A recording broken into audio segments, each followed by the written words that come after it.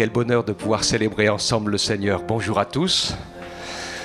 J'espère que vous êtes heureux d'être là. Dans la parole, le psalmiste disait qu'un jour dans tes parvis vaut mieux que 1000 ailleurs. Et c'est tellement important pour nous de pouvoir célébrer le Seigneur ensemble, lui rendre gloire. Vous savez que ce sont les adorateurs que le Père recherche. Amen. Des adorateurs, des enfants.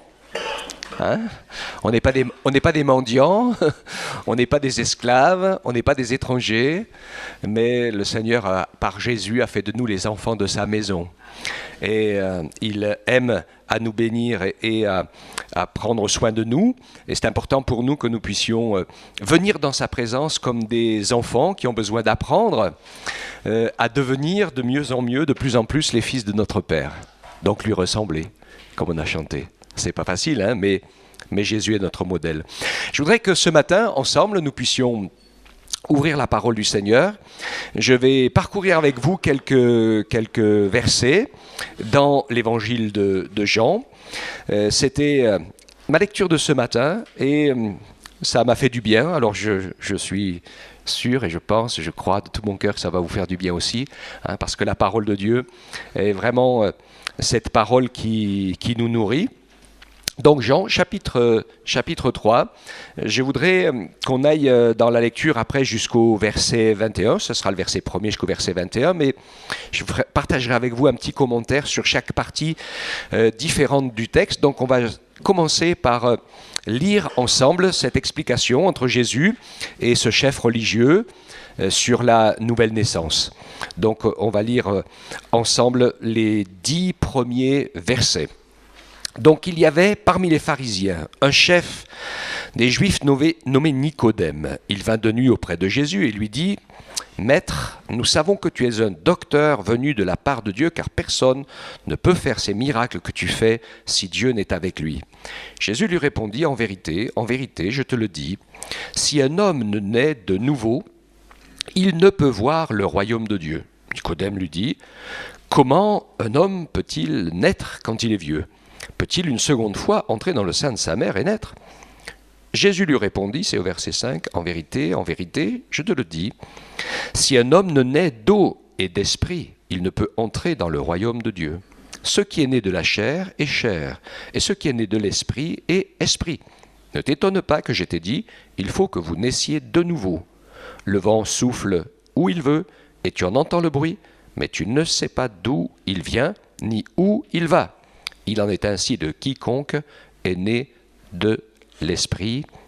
Amen. » Avant de donner quelques commentaires sur l'importance essentielle de la nouvelle naissance, je voudrais juste arrêter mon attention sur un point où on ne va pas trop souvent, c'est que ce texte fait directement, avec la nouvelle naissance, allusion au fait d'être rempli et conduit par l'Esprit de Dieu. Et je pense que c'est quelque chose qui est tout à fait important. Il y a une sorte de marge un petit peu, quelque chose sur lequel il faut faire attention, parce qu'il y a beaucoup de gens qui croient en Jésus, qui croient que Jésus est le Fils de Dieu, qui croient que Jésus est mort pour effacer leurs péchés. Ils le croient parce qu'on leur l'a dit, parce que c'est écrit dans la parole. Mais il y a un problème. J'ai eu une explication la semaine dernière avec quelqu'un comme ça. Il y a un problème, c'est que le fait de savoir certaines choses ne nous en rend pas, je vais dire en quelque sorte, consommateurs. Et on peut savoir ces choses, on peut y croire, et pourtant ne pas être né de nouveau. D'accord ? Il faut qu'il se passe une expérience entre soi et l'Esprit de Dieu pour qu'on passe du savoir au vécu. Et l'explication que je donnais aux personnes et que je donne la plupart du temps en ce qui concerne la foi, c'est quelque chose qui est tellement simple mais tellement important pour montrer la différence entre croire et croire. Alors je vous en fais un peu la démonstration. J'ai sorti des champs des caméras, mais je reviens. Vous voyez ici, vous avez une chaise. Alors ça, c'est c'est la foi commune. Je vais vous faire la démonstration de la foi religieuse commune ou du savoir de la plupart des gens. Alors, eh bien, ils ont une chaise, et puis avec la chaise, ils disent « Je crois que cette chaise peut me porter ». D'accord ? Ça, c'est la foi commune et habituelle de beaucoup de gens. Mais ils sont debout à côté. La grande différence avec la foi chrétienne, c'est que, qu'on le dise ou qu'on ne le dise pas, peu importe, mais on est assis sur la chaise et on dit « Je crois qu'elle peut me porter ». Il y a quand même une sacrée différence, d'accord, entre la théorie et la pratique.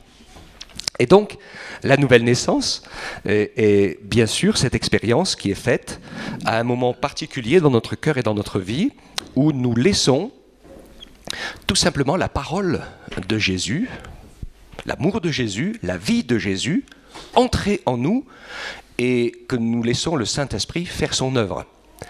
Alors ça n'a rien à voir avec un comportement religieux. Je parlais de cela avec une personne parce que les gens ont été enseignés avec les sacrements, alors ils sont rassurés du moment que vous avez été baptisé, petit, etc. Mais je dis Dieu n'est pas injuste, la majorité des enfants de la terre ne passent pas par ce rite-là, donc ça serait vraiment injuste pour eux.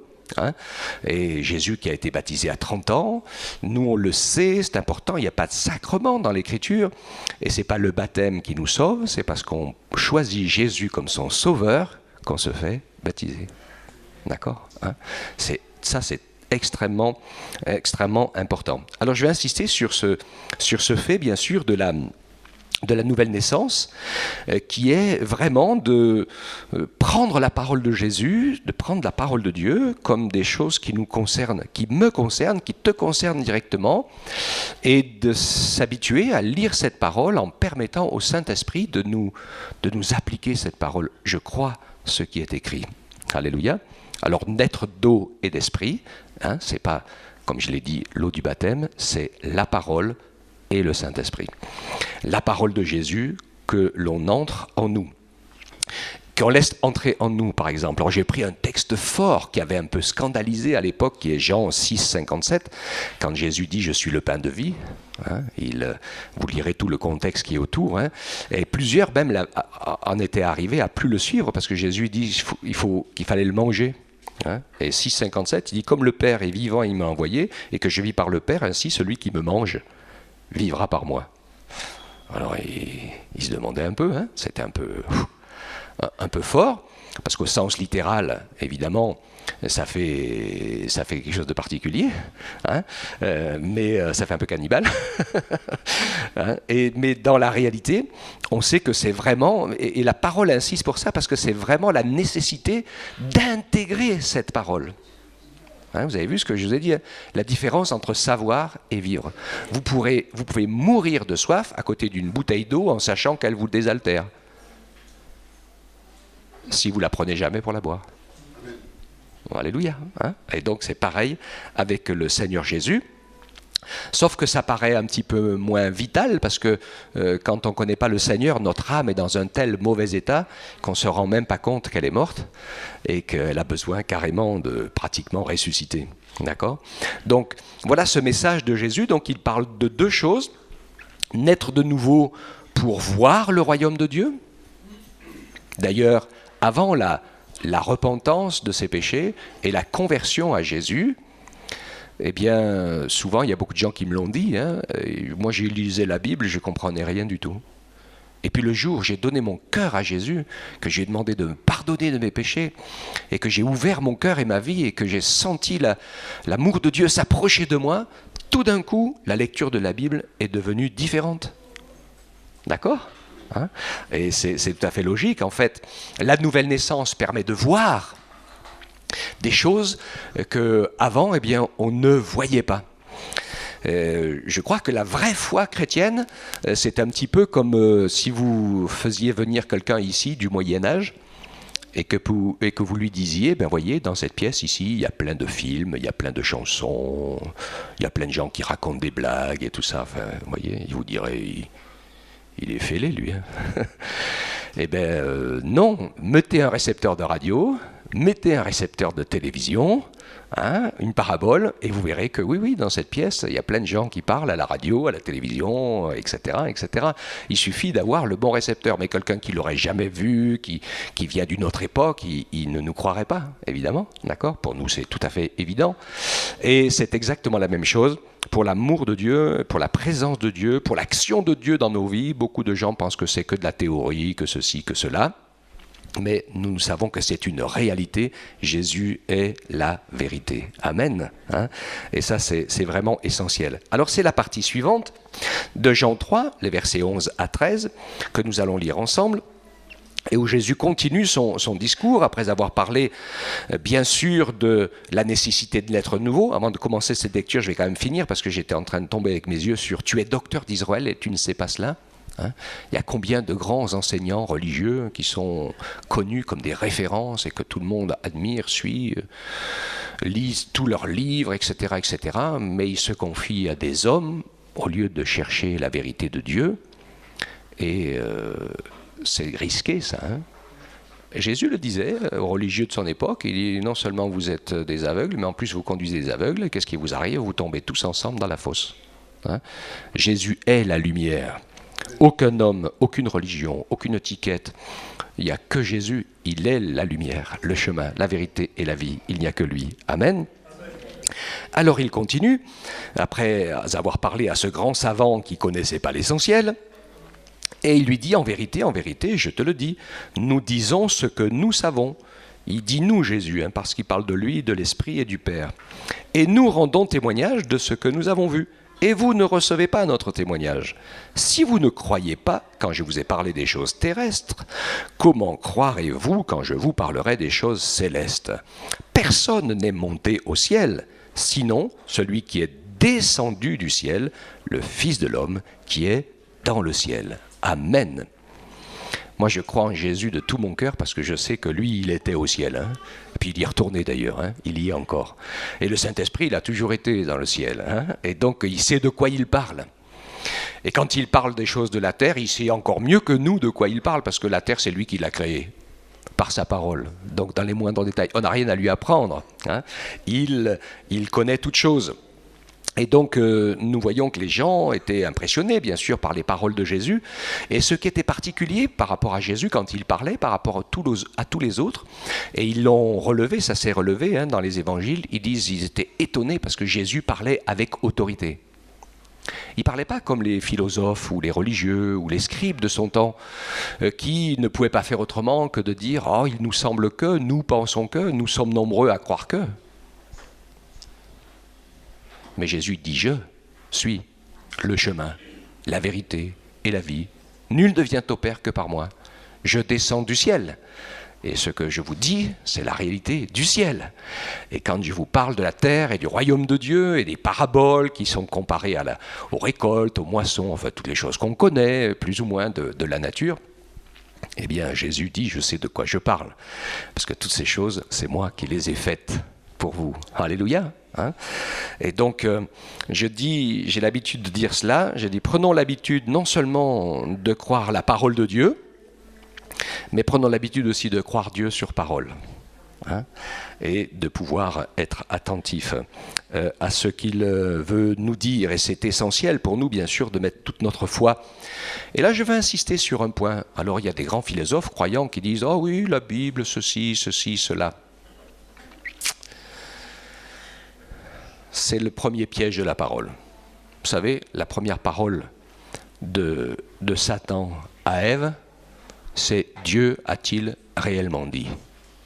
À partir du moment où vous mettez en doute ce que Dieu a à vous dire, alors, c'est qui la référence ? C'est moi. Si c'est pas Dieu, c'est toi. C'est tout, c'est pas difficile. C'est ou lui ou moi. Ou lui ou toi, le repère et la référence. Et donc, c'est un acte important de l'adversaire d'essayer de mettre en doute cette parole que Dieu nous a laissée. Alors bien sûr, nous voulons la lire avec intelligence, nous voulons la lire avec son contexte, parce que si on prend quelque chose à la lettre, l'Esprit Saint le dit lui-même, hein, la lettre tue, mais l'Esprit fait vivre. Et la parole, c'est extraordinaire, parce qu'en fait, la parole, elle est vivante. C'est pas moi qui le dis, hein. Acte 4, 12, la parole est vivante, pénétrante. Elle révèle, hein, elle est tranchante, elle partage l'esprit et l'âme, les jointures et les moelles. Hein. Finalement, il y a une telle vie dans cette parole qu'elle nous travaille le cœur, la tête et les pensées pour nous amener à apprendre à nous confier dans le Seigneur. Alléluia. Et je pense que c'est important, ça va nous amener à un point fort qui est celui, bien sûr, de l'amour de la vérité. Donc, nous croyons en Dieu, j'espère vous aussi, hein, nous croyons dans sa parole, nous croyons dans l'action de l'Esprit de Dieu, nous croyons que le Seigneur veut nous entraîner à vivre ce qui est écrit. Nous avons l'exemple de Jésus, quand il a été tenté par l'adversaire. Hein. Jésus est la parole, tout puissant, il pouvait faire ce qu'il voulait, mais il a fait quelque chose d'incroyable. Il a toujours répondu en disant « Il est écrit ». C'est impressionnant ça. Hein, il ne s'est jamais laissé entraîner en disant « Je suis, je crois, je pense hein ». Mais il a dit « Il est écrit ». Dieu a dit. Et c'est vraiment essentiel pour nous aussi dans notre vie d'avoir cette même référence. Je suis toujours inquiet quand parfois même des croyants hein, disent « Moi je crois que, et je dis que, et je fais que ». Alors, il y a à discuter, hein, parce qu'on a droit, et heureusement, à avoir des convictions dans nos œuvres, dans nos actions, dans tout ce qu'on fait pour le Seigneur. Mais il faut savoir qu'on n'est jamais, la référence de tout, on ne sait pas tout, on n'est pas parfait, on a besoin les uns des autres. C'est une chose essentielle que le Seigneur veut nous apprendre. Même La Fontaine, il a essayé de nous l'apprendre, on peut toujours avoir besoin d'un plus petit que soi. Alléluia. Hein, ça, c'est ce que Dieu a toujours voulu, et c'est tellement, tellement, tellement vrai. Ensuite, nous avançons sur cette autre partie, à partir du verset 14 à 17. Et Jésus prend cet exemple donc, de l'Ancien Testament. Il dit « Et comme Moïse éleva le serpent dans le désert », donc c'est une histoire que je n'ai pas le temps de vous commenter ce matin, mais vous pourrez la lire dans l'Ancien Testament, vous allez la trouver. « Il faut de même que le Fils de l'homme soit élevé, afin que quiconque croit en lui ait la vie éternelle. Car Dieu a tant aimé le monde qu'il a donné son Fils unique, afin que quiconque croit en lui ne périsse pas, mais qu'il ait la vie éternelle. Dieu, en effet, n'a pas envoyé son Fils dans le monde pour juger le monde, mais pour que le monde soit sauvé par lui. Amen. » J'aime beaucoup ce texte parce que Jésus est le premier à faire la démonstration que la parole de Dieu est une réalité qui doit être vécue. Et beaucoup trop de croyants vivent leur foi que dans leur tête. Hein? Et je crois qu'il faut qu'on prenne conscience que la foi, eh bien, nous avons besoin de la vivre ensemble. Ça fait partie de la réalité. Parce que quand on est ensemble, on est confronté à l'injustice, on est confronté à d'autres idées, on a besoin de s'adapter les uns aux autres, et puis de se laisser reprendre aussi, et puis de conseiller. En fait, c'est toute une réalité qui est bonne et équilibrante pour nous tous, et qui fait que l'Esprit de Dieu, qui règne en maître au milieu de ces choses, est capable de nous faire grandir, et de s'occuper de nous pour que l'œuvre de Dieu se fasse dans chacun de nos cœurs. Amen. À la fin, je vous donnerai un petit peu la clé. Mais nous voyons ici donc cet exemple dans l'Ancien Testament. Et j'aime à dire que la plupart des histoires de l'Ancien Testament sont toutes christocentriques, c'est-à-dire que quand on regarde le sens qu'elles ont, hein, comme ce serpent d'airain mis sur un bois comme une perche, hein, parce que les gens avaient été piqués par des serpents, tous ceux qui regardaient, eh bien, ils étaient guéris. Ça évoquait bien sûr la croix, et ça évoquait Jésus qui a pris sur lui tous nos péchés et qui est mort à notre place. D'accord ? Il y a plein d'autres récits comme ça dans l'Ancien Testament qui sont la préfiguration imagée de ce que Jésus, lui, en venant, a exprimé, vécu et fait à la perfection. Alléluia. Oui, afin que quiconque croit en lui ait la vie éternelle. Et Jésus qui nous aime, c'est pas une théorie. c'est une réalité. Il est venu. Jésus qui veut nous communiquer la parole du Père, ce n'est pas une idée philosophique, c'est une vérité. Que Jésus est venu et il a démontré sa parole par des actes surnaturels.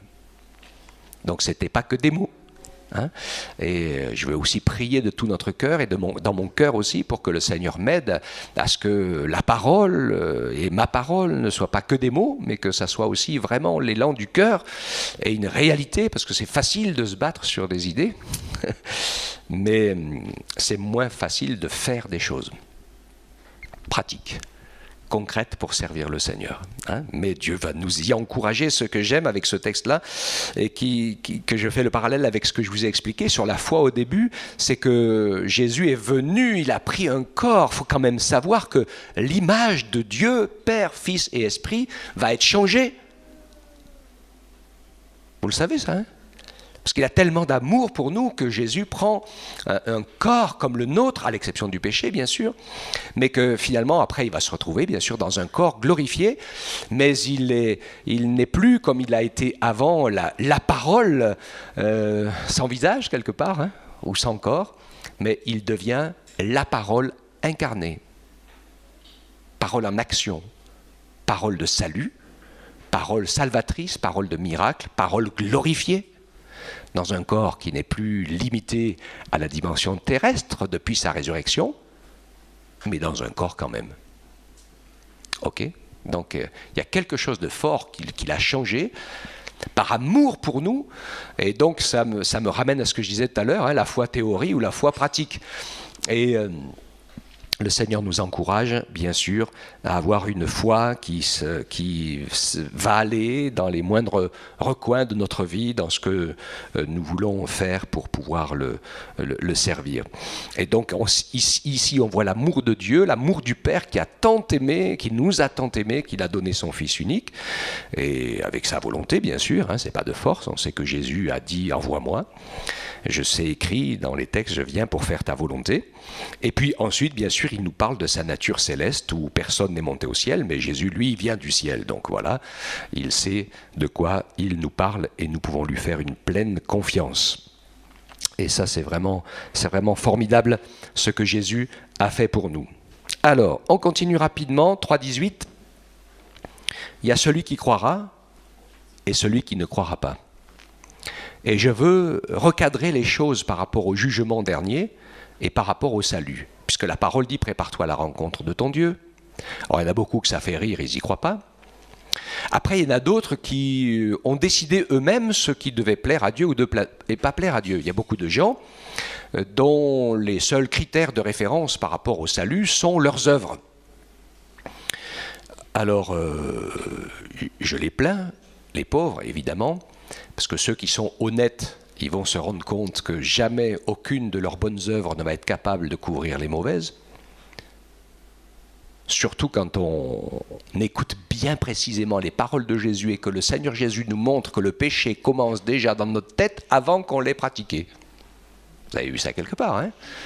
À plusieurs reprises, hein, il explique, tu l'as pensé, c'est comme si tu l'avais fait. Alors là, ça va devenir grave. Ça va devenir très très compliqué.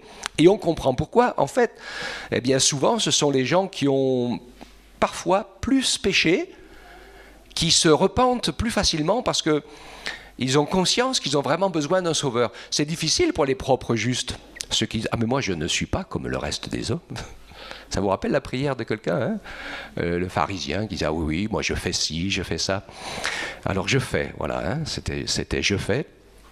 Il a oublié de dire « je pense », parce que s'il avait dit « je pense », peut-être que ça aurait été déjà plus juste, parce que je suis sûr que toutes les mauvaises pensées qu'on peut avoir les uns les autres, il les a eues aussi. Hein. Mais je fais, il n'y a pas de souci pour lui, il se rassure comme ça. Je dis, on voit toujours la différence entre la religion et la foi. Et ça commence dès le début, avec Caïn et Abel. Vous avez la foi chez Abel et la religion chez Caïn. Caïn qui a beaucoup travaillé pour faire un beau jardin, et qui est tout fier de son beau jardin, et qui va offrir à Dieu les légumes de son jardin. Ah, mais Dieu, il n'aime pas les légumes. Si, je dis ça pour blaguer. Hein, il y en a qui aiment que les frites et la viande, c'est ça, hein, McDo, etc. Non, mais parce qu'il ne mange pas de toutes ces choses-là, il les a faites pour nous, elles ne sont pas pour lui. Lui, il n'en a pas besoin. Surtout, ce que Dieu ne mange pas, c'est nos propres œuvres. C'est ça le problème. Hein, c'est que, en fait, il pense, parce qu'il a plus travaillé que, voilà, et parce qu'il est fier de ce qu'il a fait, et il pense que Dieu va être content. Et donc, c'est vraiment pas du tout l'état d'esprit du Seigneur. On le comprend, ça? D'accord? Et celui qui a compris l'état d'esprit du Seigneur, c'est Abel, qui offre un sacrifice. Parce que lui, on sent que, en offrant un sacrifice, moi je me mets dans la tête d'Abel. C'est le premier qui fait ça, hein, et je me dis que c'était pas quelque chose de facile à faire, de sacrifier un agneau de son troupeau, à mon avis. Hein. Je ne sais pas si vous avez déjà mangé du mouton ou du poulet que vous avez tué vous-même pour le manger. Je ne sais pas, il y en a déjà là. Il n'y en a pas beaucoup, hein. Il n'y en a rien qu'à la penser, ils ne veulent même pas manger. Ok. Bon. Et donc, pour Abel, pour faire ce qu'il a fait, c'est que quelque part, on comprend très bien que dans sa tête, dès le début, il y avait une prière. Qu'est-ce qui te plaît, Seigneur? C'est pas je fais ce qui me plaît et puis ça doit te plaire. Hein? C'est pas j'offre à ma femme une perceuse parce que je suis le roi du bricolage.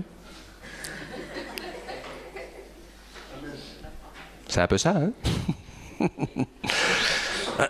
Voilà, c'est simple, mais ça veut bien dire ce que ça veut dire. Hein? Et donc, et je suis sûr que Abel, qui donnait à Dieu et à la pensée de Dieu, en fait, la priorité, c'est quoi, Seigneur? Eh bien, le Saint-Esprit l'a éclairé. Hein? Le Saint-Esprit l'a éclairé, que le premier sacrifice, c'est Dieu qui l'a fait, pour couvrir et cacher la nudité et la désobéissance de Adam et Ève, et que finalement, il comprend facilement qu'on est pécheur, et que seul le sang innocent qui coule à notre place est capable de couvrir nos péchés. Parce que la justice, alors dire la justice de Dieu, il y en a qui disent « Oh !» Non, la justice de Dieu, c'est la justice. C'est ce qui est mauvais. Ou si quelqu'un vous prenez tout, vous volez tout, prenez toutes vos affaires, vous pillez tout, et puis qui s'en va avec tout, et même qui va profiter pour vous mettre une bonne volée, pourquoi pas, hein, comme l'homme qui est descendu dans la vallée et qui on lui a tout pris, et puis ils l'ont laissé à demi mort sur le bord du chemin. Ah, vous n'allez pas dire, oh, je suis bien content, hein. Et puis si quelqu'un trouve le coupable, il dira, oh le pauvre, c'est pas de la faute, sa faute, c'est de la faute de ses parents, ou etc. Laissez-le courir. Non, la justice, c'est la justice. On est d'accord. Et donc voilà, la justice de Dieu, elle est parfaite. Il n'y a pas de moyen, il n'y a rien de tordu qui passe. Donc la justice doit être satisfaite, c'est tout. Et c'est pour ça qu'il n'y a que Jésus qui a pu payer le prix. Ok? Donc, action de foi. C'est bon, le Seigneur nous permet ainsi de pouvoir comprendre, et j'arrive donc à la pensée de mon texte, que pour Dieu, la priorité, ce n'est pas nos mauvaises ou nos bonnes œuvres. La seule chose qui va changer notre destinée, c'est qu'à un moment, on va se mettre à croire ce que Dieu a fait pour nous. Et verset 18, celui qui croit en Jésus n'est pas jugé. Ou plutôt, il est plus jugé, ou il est déjà jugé, au sens où le jugement est tombé sur Christ. Alléluia, je bénis le Seigneur, parce que moi je mérite l'enfer et le jugement de Dieu, mais Jésus a payé à ma place.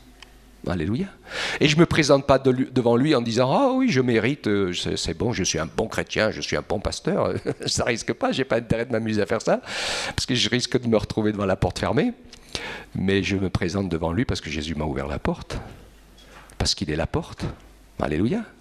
Et aucun d'entre nous ne peut se glorifier d'aucune bonne œuvre, parce que si elle est vraiment bonne, c'est qu'on a laissé le Saint-Esprit la faire en nous.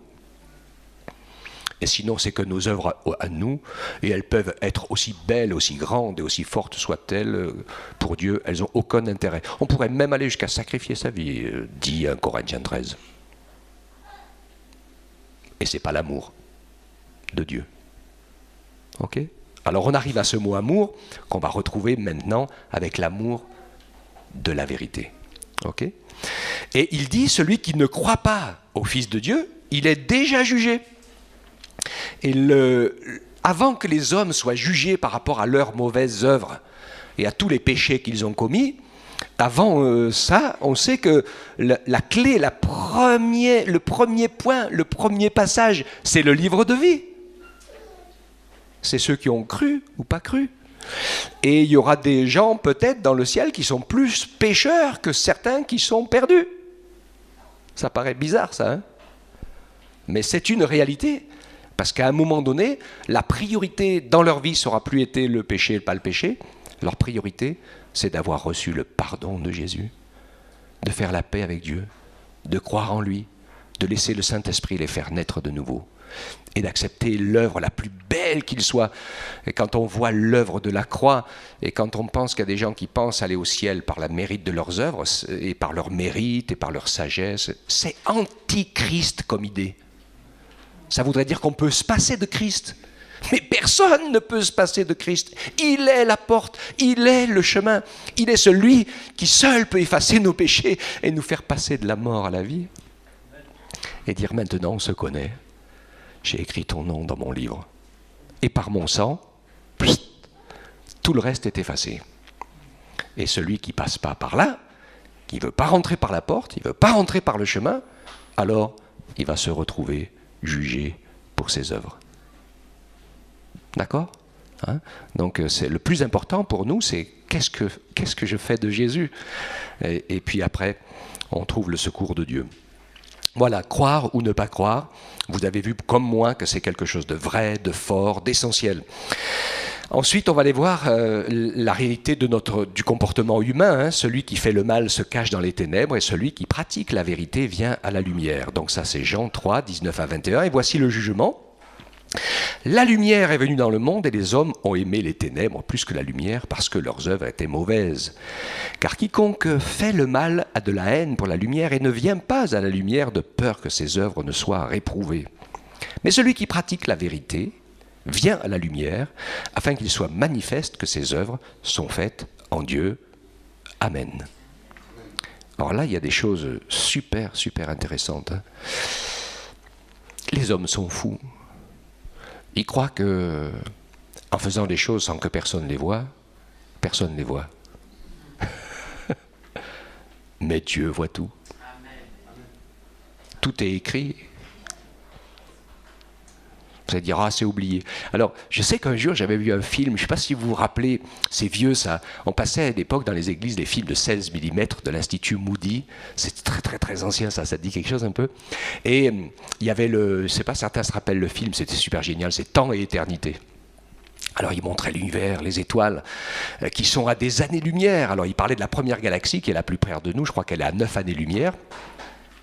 Alors il disait, c'est super intéressant, il dit, si vous avez un télescope très puissant et que vous êtes sur Andromède, sur cette galaxie, et que vous regardez ce qui se passe sur la Terre, ce que vous êtes en train de voir dans votre lunette super puissante spéciale, c'est ce que les hommes ont fait il y a 9 ans. Ça veut dire que toute notre histoire, elle est toujours écrite. Il suffit de se déplacer au bon endroit de l'univers, vous pouvez lire n'importe quelle seconde de votre vie. Et il y en a qui pensent que personne n'a rien vu. Aïe, aïe, aïe. Hein, le Seigneur connaît tout, il voit tout. Tout est toujours écrit. D'ailleurs, c'est de ça que se servent les mages, les gens qui sont inspirés par des esprits mauvais. Ils arrivent, les esprits mauvais qui connaissent le passé, pas le futur. Hein, c'est très important cela, parce que c'est un gros mensonge. Les gens, ils arrivent à attraper les gens comme ça, parce qu'en leur racontant leur passé, après ils disent « Ah, mais votre futur sera ». Et ça, c'est le pire de tous les mensonges, parce que votre passé, je le vois, et votre futur, je vais vous le dicter. C'est ça la différence. Tombe sous la puissance et l'escarcelle de l'esprit mauvais qui va s'occuper de votre futur pour vous emmener dans sa prison et vous détruire. Hein, d'accord ? C'est comme ça que ça marche. Hein ? Mais il y a un truc super impressionnant. C'est que pour ceux qui sont nés de nouveau, qui ont rencontré Jésus et qui ont reçu le pardon de leurs péchés, leur passé est effacé. Ah, Ça, c'est super intéressant. Hein? Et c'est vraiment... Alors, je sais que j'avais eu un témoignage une fois que c'était super intéressant d'une femme qui avait l'habitude de consulter, etc. On lui racontait. Puis un jour, elle est venue voir et puis on a dit « Ah non, mais là, je vois plus rien, là. Je vois plus rien. » Et dans les 3 mois qui ont suivi, eh bien, elle avait donné son cœur au Seigneur. Et elle s'est convertie, elle était en train de chercher vraiment la vérité, et finalement, eh bien, le Seigneur, par son esprit, était en train de tout effacer. Alléluia. Donc moi je suis vraiment impressionné, parce que c'est la réalité, lumière, ténèbres. Hein, et donc voilà, le Seigneur nous parle. Alors j'avais écrit le texte de la Genèse. Hein, dès que Adam et Ève ont péché, ils ont eu peur. Et ils se sont cachés. Et quand Dieu les a appelés, hein, parmi les arbres du jardin, Dieu appelle l'homme, tu es où? Il dit, j'ai entendu ta voix dans le jardin, et j'ai eu peur, je suis nu, et je me suis caché. D'accord? Ténèbres, peur, je me cache. C'est le réflexe naturel de l'être humain. Alors, c'est quoi la porte de sortie? La porte de sortie, c'est celui qui pratique la vérité. J'ai beaucoup aimé. C'est pas celui qui est parfait, c'est pas celui qui est vrai, c'est pas celui qui sort de sa misère tout seul, par ses propres efforts, c'est celui qui est vrai avec lui-même et vrai avec Dieu. Alléluia. Le brigand sur la croix, je ne sais pas ce qu'il a fait pour qu'il soit condamné à mort, mais il s'est passé un truc, à un moment donné, on le voit, la première chose qu'il fait, c'est qu'il devient vrai avec lui. Et au lieu de dire que c'est la faute du monde, de la société, de ses parents ou de tout ce que vous voulez, pour la première fois de sa vie, il dit « Je reçois le salaire qu'ont mérité mes crimes ». Il entre dans une vraie repentance où il est responsable de ses actes. Et en entrant dans une vraie repentance, parce que même il y a du vrai dans tout ce qu'il aurait pu dire, et c'est ce que disait l'autre. Il y a toujours du vrai, on peut toujours culpabiliser les autres, essayer de se déculpabiliser. Mais lui, je suis pécheur. Et en même temps qu'il reconnaît dans la vérité qu'il est pécheur, le Saint-Esprit qui aime ça, hein, il peut l'emmener un petit peu plus loin et lui montrer que Jésus est juste. Il lui donne une révélation. Parce que le Jésus physique qu'il a à côté de lui, il n'est pas bien plus beau que lui. Hein. Ils sont tous un peu en ruine là, sur cette croix. Et peut-être Jésus encore plus que les autres, vu tout ce qu'il a subi comme coups et tout ce qu'on lui a fait. Donc si c'était que la vue et le physique, il ne pouvait pas espérer grand-chose. Mais le Saint-Esprit lui montre et lui révèle que Jésus est le seul sauveur. Il dit, souviens-toi de moi quand tu viendras dans ton règne. Alléluia. Vérité sur lui-même, ouvre la porte de la vérité sur Dieu, qui lui ouvre la porte de l'éternité. C'est la nouvelle naissance. Alléluia. Hein, c'est vraiment tellement, tellement, tellement formidable. Donc, pratiquer la vérité. On retrouve ce texte, je l'avais choisi dans les Thessaloniciens, donc 2 Thessaloniciens 2, il parle de la fin des temps.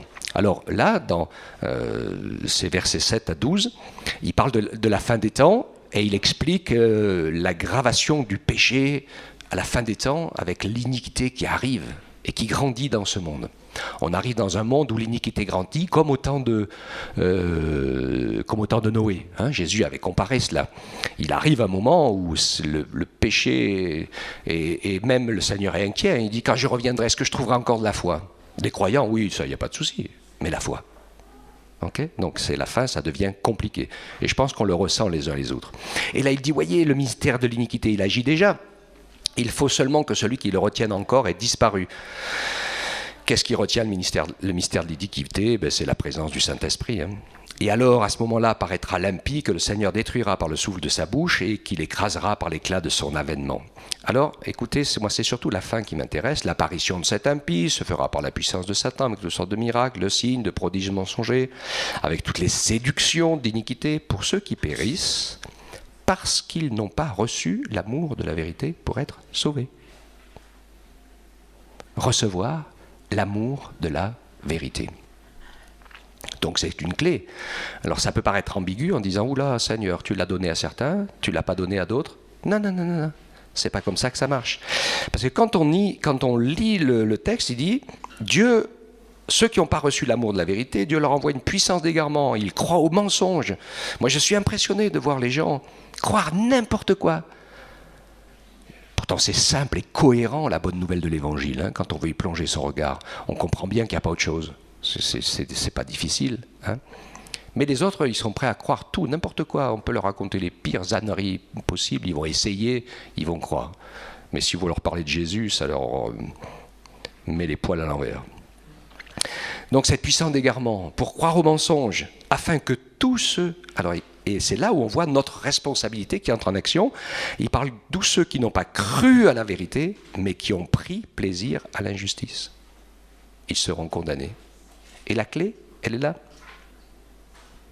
Choisir sa vérité, sa justice, sa personne, ses idées, mettre tout un tas de choses en premier, au lieu de mettre Dieu en premier. D'accord ? Et c'est là, bien sûr, la clé, prendre plaisir à la justice, c'est-à-dire ne rechercher que son intérêt. Et plus on recherche son intérêt, plus on ne pense qu'à soi, et moins le Saint-Esprit peut nous parler. D'accord ? Et on se rappelle ce verset qui nous dit qu'on ne doit pas être parfait pour entrer au ciel, mais on doit laisser le Saint-Esprit réussir à nous faire naître de nouveau. Et là, je vais dire quelque chose qui me paraît important, parce qu'il y a beaucoup de gens qui pensent et ils attendent que ça tombe tout seul du ciel et que Dieu fasse. La Bible nous dit que la parole de Dieu, c'est une semence. C'est la plus belle, petite et puissante des semences. Et elle pousse à tous les coups dans la bonne terre. Et la bonne terre, c'est qui ? C'est nous. Alors pensez pas que Dieu ne veuille pas de vous, que ceci ou que cela, ne pensez jamais ce genre de choses. Mais les seules choses où il faut penser, c'est Seigneur, viens travailler ma terre. Vous connaissez tous la parole des 4 terrains. Voilà, c'est ça, c'est tout. Notre cœur, il est comme un de ces 4 terrains, ou des fois il est un peu les 4 à la fois, j'ai l'impression, à certains moments. Il y a des coins, il y a des recoins de buissons, de ronces, d'épines, de chemins, des coins de bonne terre. Enfin, c'est un peu compliqué tout ça. Mais moi, ce que je sais, c'est que Dieu veut que tous les hommes soient sauvés. Donc il a fait tout ce qu'il fallait. Jésus est venu, il a donné sa parole, qui est la graine de vie. Elle est la même pour tous, elle est efficace pour tous. Le Seigneur ne fait pas de différence entre personne. C'est juste quelle terre on est. Laissez le Saint-Esprit travailler votre terre, acceptez. Et parfois, notre terre, elle a besoin d'être labourée, que ce soit par la souffrance, par l'injustice, par tout. Le prenez pas mal, le prenez pas à l'envers. Laissez le Seigneur retourner la terre. Parce que si vous ne laissez pas le Seigneur retourner la terre, ça ne va jamais pousser. D'accord ? Or, des fois, on dit « Oh, ceci, on est en colère contre tout un tas de choses. » Comme si vous connaissiez des églises, des pasteurs parfaits. Je pense que ça n'existe pas, nulle part. Hein. Et alors, on peut se braquer et puis avoir des bonnes idées. Il y a des gens qui ont eu, ça m'est arrivé. Moi, j'ai vu une église se diviser sur des super idées. J'ai dit, mais finalement, vous passez complètement à côté. L'important, la priorité, ce n'est pas une super idée. La priorité, c'est qu'on reste ensemble. Puisque le Seigneur Jésus a dit que le monde verra qu'on est ses disciples à l'amour que nous avons les uns pour les autres. Alléluia. Hein. Donc des fois on peut bien un peu renoncer et puis faire un effort pour rester avec les autres. Parce que c'est ça la réalité en fait. Comme le Père et le Fils et l'Esprit communient ensemble, il communie avec nous et il veut qu'on communie les uns avec les autres. Et ça c'est tellement, tellement, tellement important. Donc le Saint-Esprit veut nous faire naître de nouveau quand il veut, hein, mais c'est pour nous bien sûr notre amour. Ça va se passer quand notre amour de la vérité sera plus grand que tous nos autres amours. Et surtout celui de notre amour propre. Hein. Voilà, cette vie de Dieu, c'est comme une graine puissante, que le Seigneur nous aide à ouvrir notre cœur, qu'il nous aide à accepter. Voyez-vous, Jésus, il aurait pu empêcher les coups, les crachats, la moquerie, il aurait pu faire le tri dans tout ça, mais voilà, il a ouvert les bras, il a laissé faire. Il nous a laissé l'étriper, l'écharper, nous le battre, se moquer, l'emmener jusqu'à la mort. Il s'était remis entre les mains de Dieu et il s'est dit « Le Seigneur s'occupera de moi ». Et le Seigneur s'est occupé de lui parce qu'il a accepté d'être le plus petit de tous et il est et sera pour toujours le plus grand de tous. Amen.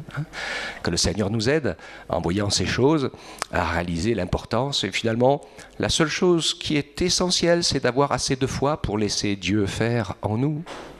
C'est tout. on n'a rien à prouver, on n'a rien à mériter, on n'a rien à aller chercher.